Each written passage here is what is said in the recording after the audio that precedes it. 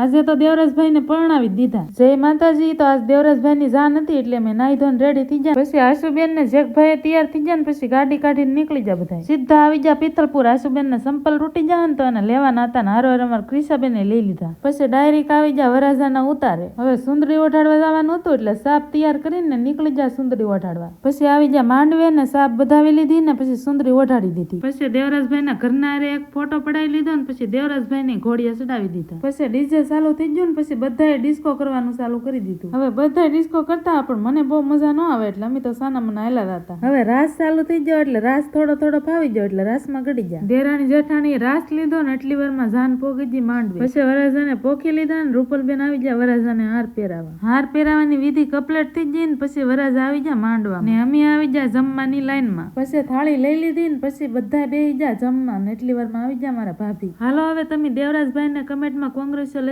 લખી નાખો. મળી બીજા વ્લોગમાં. ત્યાં સુધી લાઈક શેર ને સબસ્ક્રાઇબ કરતા રહેજો.